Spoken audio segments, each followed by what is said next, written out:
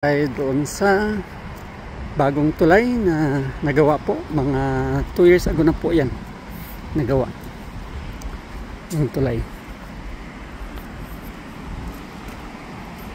So medyo may kalayuan, kaya dito lang po tayo so dito po tayo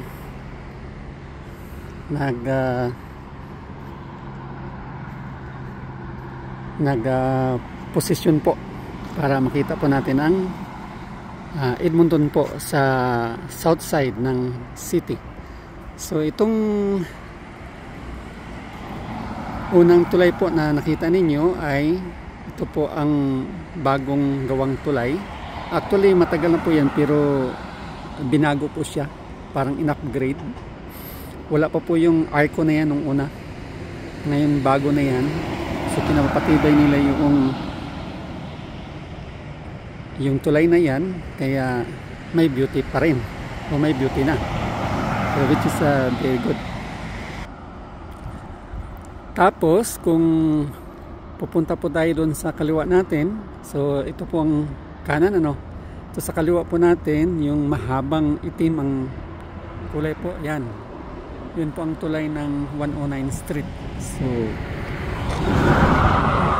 meron pong mga movies sa mga Hollywood celebrities na kung saan diyan sila po ay mag-shooting.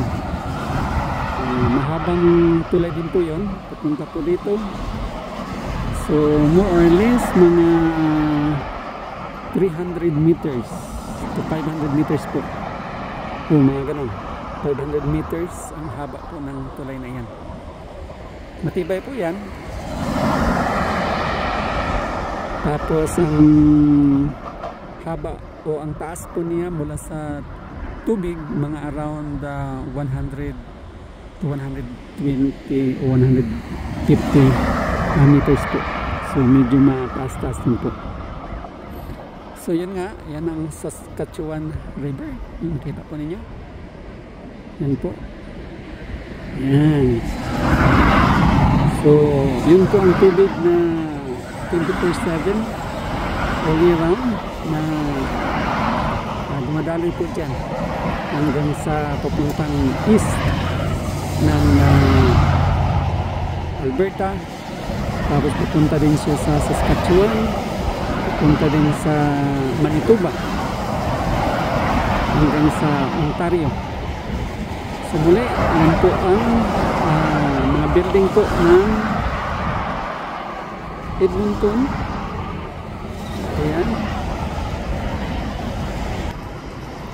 At dito naman sa kanan, yan po ang building din. Ayan. Ayan. Kaso lang, kapag iikutin mo ang City of Edmonton, kaya mo siyang iikutin sa loob ng 1 o 2 oras siguro, 3 oras. Hindi katulad sa Davao City, kahit 2 araw halos hindi mo matapos pag ikot ang Davao City. Ayan po.